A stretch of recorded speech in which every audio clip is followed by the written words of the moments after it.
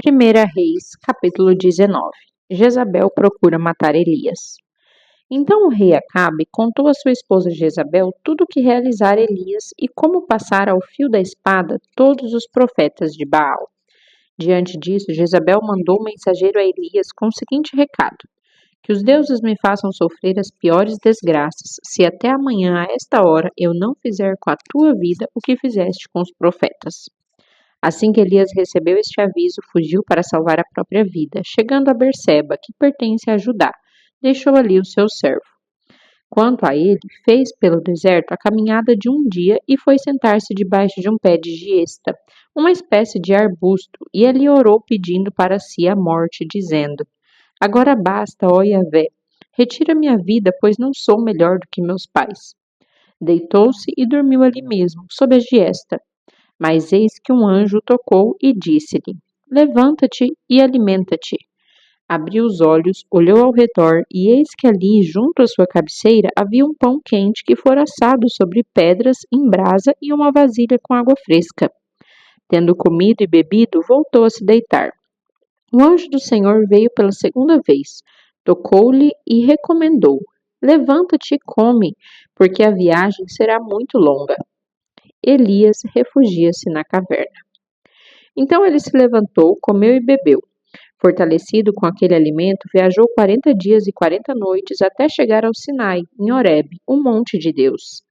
Ali entrou numa caverna e passou a noite. Então Elias ouviu a voz do Senhor, que lhe questionou nestes termos: Que fazes aqui, Elias? Ao que ele respondeu: Sinto minhas entranhas serem consumidas por causa do ardente zelo que tenho por Yahvé, o Senhor Deus dos exércitos. Porquanto os israelitas abandonaram a tua aliança, destruíram os teus altares e mataram os teus profetas ao fio da espada. E fiquei solitário, restou somente eu, e agora procuram também tirar minha vida. Diante dessas palavras, Deus lhe disse: Sai deste lugar e vai ficar diante de mim no alto do monte. Então o Senhor passou por ali e mandou um vento muito forte que fendeu os morros e partiu as rochas em pedaços. Contudo, Yahvé não estava no vento. Quando o vento arrefeceu e parou de soprar, ocorreu um forte terremoto. Porém, o Senhor não estava no tremor das terras. Em seguida ao terremoto caiu um fogo, mas o Senhor também não estava no fogo. E depois do fogo veio um sussurro de brisa suave e tranquilo. Assim que Elias percebeu aquele murmúrio, puxou sua capa para proteger o rosto, saiu e postou-se à entrada da caverna. E uma voz lhe indagou: Que fazes aqui, Elias? Ao que ele respondeu: Sinto minhas entranhas serem consumidas por causa do ardente zelo que tenho por Yahvé, o Senhor Deus dos exércitos. Porquanto os israelitas abandonaram a tua aliança, destruíram os teus altares e mataram os teus profetas ao fio da espada. E fiquei solitário, restou somente eu, e agora procuram também tirar minha vida. Então o Senhor Deus lhe orientou: Vai e retorna para onde vieste, para o deserto de Damasco. Quando chegares lá, ungirás a Azael como rei da Síria, e a Jeú, filho de Ninsi, ungirás rei de Israel, e a Eliseu, filho de Zafate, da cidade de Abel-meola, ungirás para ser profeta em teu lugar. Quem escapar à espada de Azael, Jeú o matará, e o que fugir da espada de Jeú, Eliseu o matará. Mas preservei em Israel 7.000 homens, todos os joelhos que não se dobraram diante de Baal, e todos aqueles cujas bocas não reverenciaram suas imagens, beijando-as. Elias partiu rapidamente dali e encontrou Eliseu, filho de Zafate, que arava com 12 juntas de bois diante dele, e ele andava com a 12ª. Elias se aproximou de Eliseu e lançou sua capa sobre ele. Então, deixando os bois, Eliseu correu até Elias e rogou: Deixa-me abraçar e dar um beijo de despedida em meu pai e minha mãe, e então te seguirei. Elias respondeu: Vai e volta depressa. Lembra-te do que fiz contigo. E Eliseu voltou, apanhou a sua parelha de bois e os matou. Queimou o equipamento de arar para cozinhar a carne e a serviu ao povo, e eles todos comeram. Depois partiu com Elias, tornando-se o seu assistente e aprendiz. 1 Reis, capítulo 20. Acabe enfrenta o rei da Síria.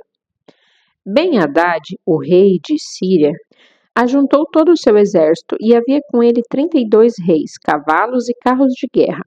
Ele subiu, sitiou Samaria e batalhou contra ela.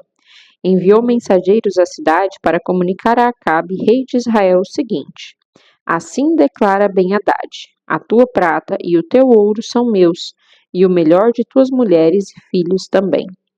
Imediatamente o rei respondeu: Que seja conforme tu dizes, ó rei, meu senhor. Eu e tudo o que tenho estamos à tua disposição. Os mensageiros retornaram ao rei e anunciaram: Assim diz Ben-Hadad: Eis que dei ordens expressas para tomar toda a tua prata e o teu ouro, tuas mulheres e teus filhos. Mas amanhã, a esta hora, te enviarei meus oficiais. Eles vasculharão o teu palácio e as casas dos teus serviçais, pegarão e carregarão tudo o que tiveres de precioso. Diante dessa notícia, o rei de Israel convocou todos os anciãos daquelas terras e queixou-se: Reparai e vede que esse homem quer a nossa perda total. Exige de mim minhas esposas e meus filhos, embora eu não tenha recusado minha prata e meu ouro. Todas as autoridades e o povo consultados afirmaram-lhe: Não lhe obedeças nem consistas. Então ele disse aos mensageiros de Ben-Hadad: Dizei ao Senhor, meu rei: Farei tudo o que pediste a teu servo da primeira vez. Contudo, esta outra exigência não a posso satisfazer. E os mensageiros partiram, levando a declaração de Acabe. Então Ben-Hadad mandou seus mensageiros novamente com a seguinte advertência: Que os deuses me castiguem com toda severidade, caso reste em Samaria pó suficiente para dar um punhado a cada um dos meus guerreiros. Entretanto, o rei de Israel mandou o seguinte recado: Dizei-lhe: Não se gabe quem veste a armadura como aquele que tira depois da batalha. Quando Ben-Hadad recebeu esta resposta, ele estava bebendo com os reis da sua coalizão nas tendas, e ordenou aos seus oficiais: Preparai-vos para a guerra. E eles prontamente se prepararam para atacar Samaria. Um profeta veio à presença de Acabe, rei de Israel, e lhe falou: Assim dizia Yahvé, o Senhor: Vês esta imensa multidão? Pois eu a entrego hoje em tuas mãos, e reconhecerás que eu sou Yahvé. Acabe perguntou: Por meio de quem? E o profeta lhe esclareceu: Assim diz Yahvé, o Senhor: Os jovens soldados dos líderes das províncias realizarão toda a obra. Mas Acabe questionou: E quem começará a batalha? Ao que o profeta prontamente lhe respondeu: Tu mesmo. Então, imediatamente, Acabe convocou os jovens guerreiros dos chefes das províncias e somavam 232 homens. E depois deles contou todo o povo, a saber, todos os israelitas, e eram um total de 7.000. E a tropa partiu ao meio-dia. Ben-Hadad, porém, continuava bebendo e se embriagando nas tendas, com os 32 reis que lhe eram aliados. Então, os jovens cooperadores dos administradores das províncias avançaram primeiro. Alguns espiões mandados por Ben-Hadad informaram a ele que um grupo de soldados estava saindo de Samaria. Ele, no mesmo instante, ordenou: Atentai, quer tenham saído com intenções pacíficas, quer venham para a batalha, capturai-vos vivos. Os jovens guerreiros auxiliares dos líderes das províncias marcharam para fora da cidade, com o exército na retaguarda. Eles mataram cada um o seu adversário. Diante do ocorrido, os arameus, os sírios, partiram em retirada, perseguidos pela tropa israelita. Mas Ben-Hadad, rei da Síria, escapou a cavalo com alguns dos seus cavaleiros. Então saiu o rei de Israel, tomou os cavalos e carros de guerra e impôs aos sírios uma terrível derrota. O segundo ataque dos sírios. Então o profeta chegou-se ao rei de Israel e lhe avisou: Vai, fortalece-te. Atenta bem para as tuas atitudes, porquanto depois de um ano o rei da Síria voltará a te atacar. Enquanto isso, os conselheiros do rei da Síria lhe encorajavam. Os deuses deles são deuses das montanhas. É por isso que eles foram fortes e prevaleceram sobre nós. Contudo, se o combatermos nas planícies, com toda a certeza seremos mais fortes e sairemos vitoriosos. Portanto, deves tirar todos os reis dos seus comandos e substituí-los por outros comandantes. Também deves arregimentar outro exército, de igual poder ao que perdeste, cavalo por cavalo e carro por carro. Nós lutaremos contra os israelitas nos lugares planos e certamente os subjugaremos e venceremos a guerra. O rei ouviu o conselho deles e fez tudo conforme lhe haviam orientado. Israel vence até Afec. Na primavera seguinte, na passagem do ano, Ben-Hadad convocou todos os arameus e marchou até Afec para lutar contra os filhos de Israel. Os filhos de Israel foram mobilizados e promovidos de víveres e logo depois marcharam contra eles. E os israelitas acompanharam defronte do inimigo, como dois pequenos rebanhos de cabras, enquanto os arameus, os sírios, enchiam toda a região. O homem de Deus aproximou-se do rei de Israel e profetizou-lhe: Assim fala Yahvé, o Senhor, porque os arameus declararam: O Senhor é um Deus das montanhas, mas não tem poder sobre as planícies. Eis que eu entregarei nas tuas mãos toda esta grande multidão, e saberá que eu sou Yahvé, o Senhor. Durante 7 dias estiveram acampados uns diante dos outros. No 7º dia atravessou-se a grande batalha e os filhos de Israel exterminaram num só dia 100.000 soldados de infantaria dos sírios. Os sobreviventes fugiram para Afec, mas as muralhas da cidade desabaram sobre os 27.000 homens que restavam.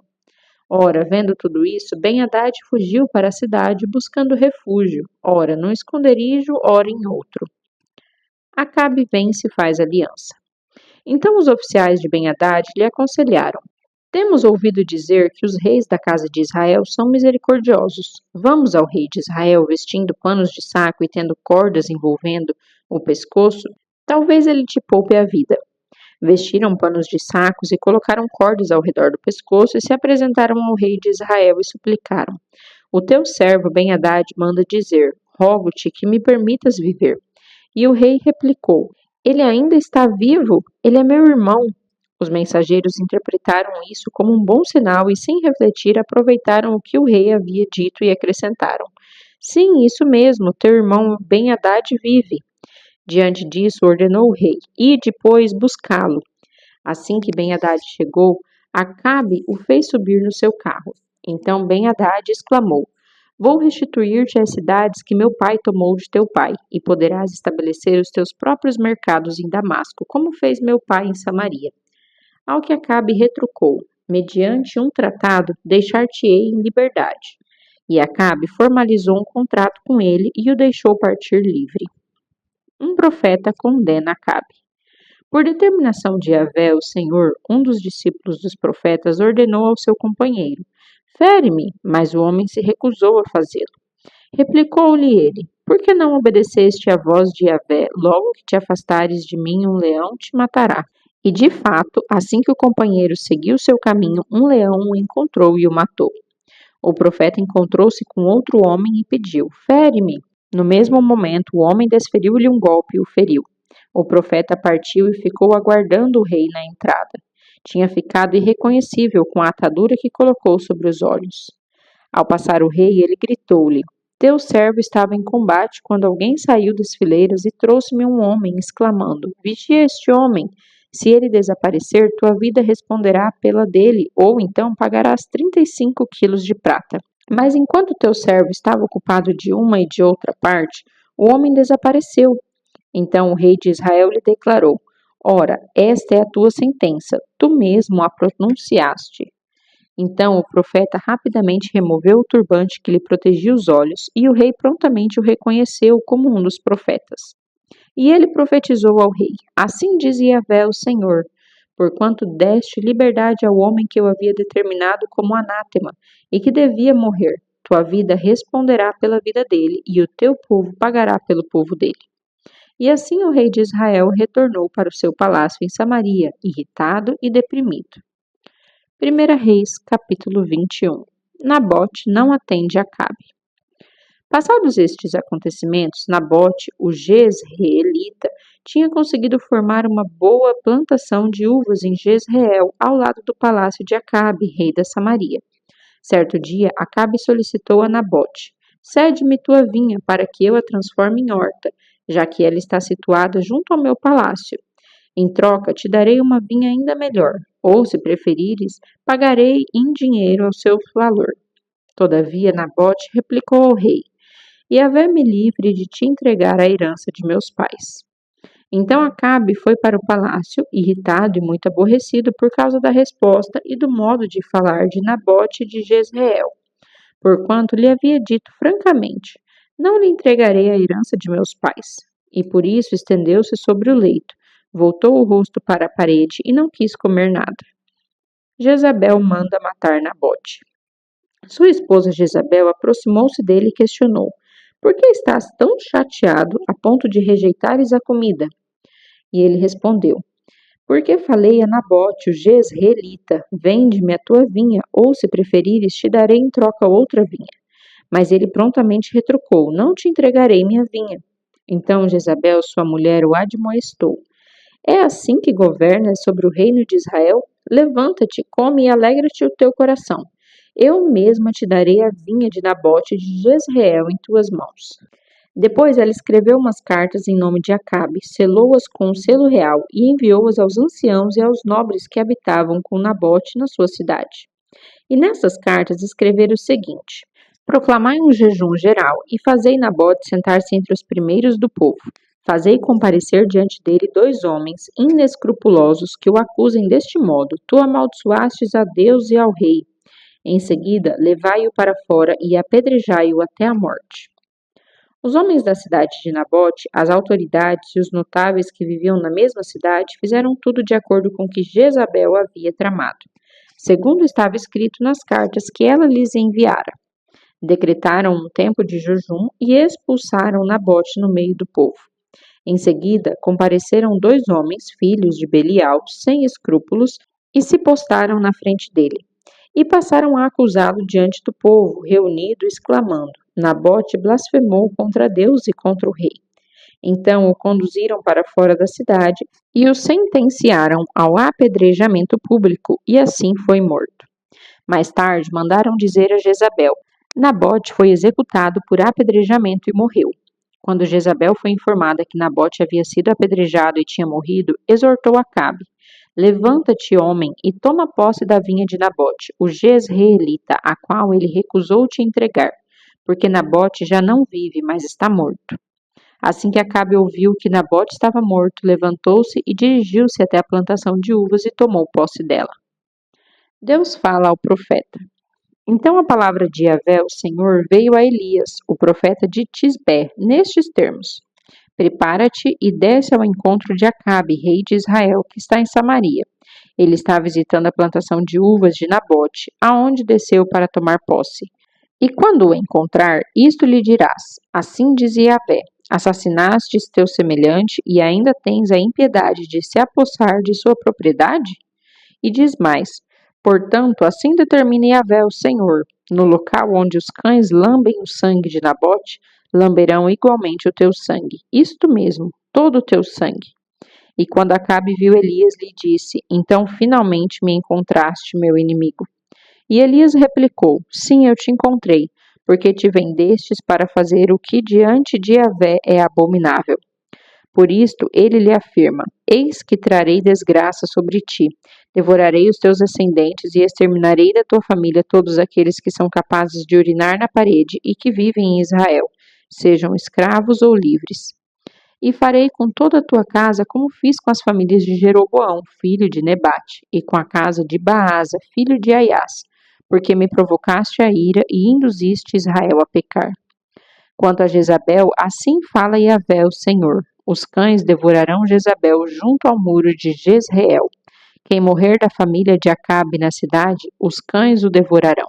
E as pessoas que morrerem no campo, as aves do céu cuidarão de consumir seus cadáveres. Assim jamais houve alguém de caráter semelhante ao de Acabe que foi capaz de se vender para fazer o que era mal perante Yahvé, o Senhor, sendo instigado por Jezabel, sua esposa. Ele tomou atitudes horríveis, seguindo os ídolos, a exemplo de tudo quanto fizeram os amorreus, os quais Yahvé expulsou de diante dos filhos de Israel. Ao ouvir as palavras do profeta, Acabe rasgou suas vestes, cobriu-se de pano de saco e jejuou. Ele se deitava sobre panos grosseiros e caminhava triste e abatido, com toda a mansidão entre as pessoas. Então a palavra de Yahvé, o Senhor, veio novamente ao tesbita Elias, dizendo: viste como Acabe tem se humilhado diante de mim? Considerando, pois, que ele tem sido humilde em seu proceder diário, não mais trarei a desgraça que prometi sobre ele, agora durante sua vida e reinado. mas a trarei durante o império do seu filho. 1 Reis, capítulo 22. Acabe quer reaver suas terras. Durante os 2 anos que se seguiram, houve paz entre Israel e a Síria. Contudo, no 3º ano, Josafá, rei de Judá, foi visitar o rei Acabe de Israel. Acabe questionou aos seus oficiais e servos: Bem sabeis que Ramote de Gileade nos pertence, e nós nada fizemos para tomá-la das mãos do rei da Síria. E ordenou a Josafá: Queres vir comigo à terra em Ramote de Gileade?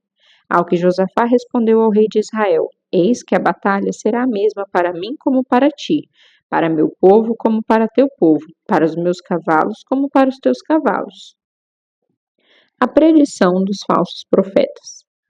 No entanto, Josafá sugeriu ao rei de Israel: Rogo-te que antes consultes a palavra de Yahvé, o Senhor.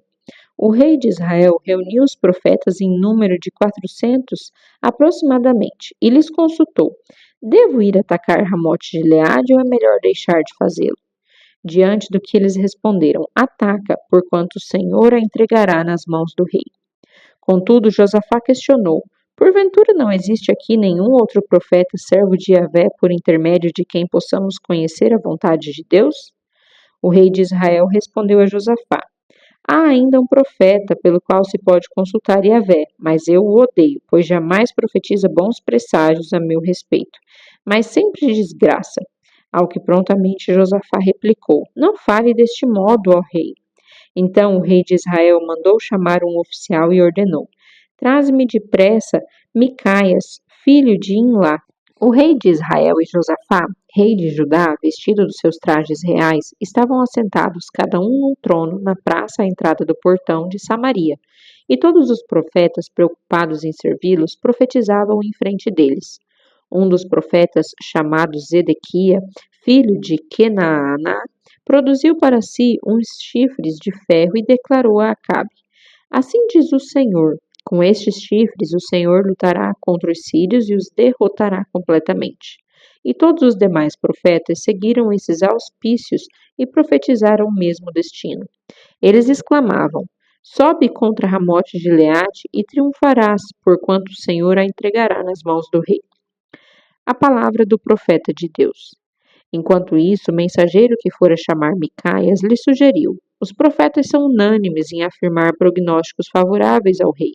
Procura, portanto, falar como eles e predizer o sucesso do rei e de sua companhia. Entretanto, Micaias contestou: Tão certo quanto vive Yahvé, juro por seu nome que falarei apenas o que Yahvé, o Senhor, me ordenar. Quando chegou à presença do rei, este lhe indagou: Micaias, devemos ir à guerra contra Ramote de Gileade ou não? Ao que prontamente ele lhe respondeu: Ataca e serás bem-sucedido, porquanto Yahvé a entregará nas mãos do rei. Diante disso, o rei lhe questionou: Quantas vezes terei que te fazer jurar que não me falarás senão a verdade em nome do Senhor? Então o profeta declarou: Vi todo Israel disperso por muitas colinas como ovelhas que não têm pastor. E disse Yahvé: Estes não têm senhor. Volte cada um em paz para sua casa. E o rei de Israel afirmou a Josafá: Eu não te adiantei que ele não profetizaria o bem a meu respeito, mas somente o mal? E Micaias acrescentou: Ouve a palavra de Yahvé. Vi o Senhor assentado no seu trono e todo o exército celestial em pé junto a ele, à sua direita e à sua esquerda.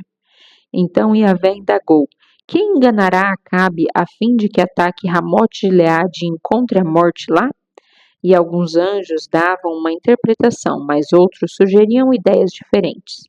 Até que finalmente um espírito colocou-se diante de Yahvé e declarou: Sou eu que haverei de enganá-lo. E Yahvé, o Senhor, lhe questionou: De que modo pretendes realizar isto? Ao que ele respondeu: Eu sairei e serei um espírito mentiroso na boca de todos os profetas do rei. Ao que Yahvé, o Senhor, afirmou: Tu o enganarás e ainda prevalecerás. Sai e faz o que deves fazer. Agora, portanto, Yahvé colocou um espírito mentiroso na boca de todos esses teus profetas, mas Yahvé é quem pronunciou contra ti a desgraça. Então Zedequias, filho de Kenaaná, deu um tapa no rosto de Micaias e interrogou: De que maneira o espírito de Yahvé saiu de mim e foi falar contigo? E Micaias replicou: Vô-lo-ás e compreenderás no dia em que tiveres de vaguear de um aposento a outro para te esconderes. O rei então ordenou: prende Micaias agora mesmo e conduze-o de volta a Amon, o governador da cidade, e a Joás, filho do rei, e declarem: assim fala o rei: lançai este homem na prisão e alimentai-o com uma quantidade mínima de pão e água até que eu retorne são e salvo da batalha. Contudo, Micaias afirmou: se voltares são e salvo, é porque Yahvé não se expressou pela minha boca. Acabe morre em Ramote-Gileade. O rei de Israel e Josafá, rei de Judá, marcharam contra Ramote-Gileade. O rei de Israel solicitou a Josafá: vou disfarçar-me para entrar no combate, mas quanto a ti, veste-te com tuas roupas. O rei de Israel disfarçou-se e ambos partiram para a batalha. O rei de Arã, Síria, dera esta ordem a seus 32 chefes de carros de guerra: não atacareis ninguém, seja soldado, seja oficial, senão unicamente o rei de Israel. Quando os comandantes dos carros de guerra viram Josafá, comentaram uns com os outros: vê, é o rei de Israel. E o cercaram para atacá-lo. Mas Josafá gritou, e quando os chefes dos carros militares perceberam que não era o rei de Israel, deixaram de persegui-lo. De repente, um soldado disparou seu arco a esmo e atingiu o rei de Israel entre as juntas da sua armadura. No mesmo instante, o rei ordenou ao condutor do seu carro de batalha: volta e faze-me sair do combate depressa, pois estou gravemente ferido.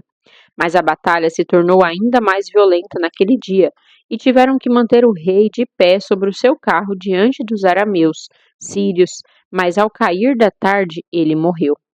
O sangue de sua ferida escorria no fundo do carro. Ao pôr do sol, um grito fúnebre percorreu todo o acampamento: volte cada um para sua cidade e cada chefe de família para sua terra. O rei está morto. Foi transportado para Samaria e lá sepultado. Lavaram o carro real de guerra e suas armas num açude em Samaria, onde as prostitutas costumavam banhar-se, e vários cães vieram e lamberam o seu sangue, exatamente como a palavra de Yahvé, o Senhor, havia predito. O reinado de Acabe em Israel.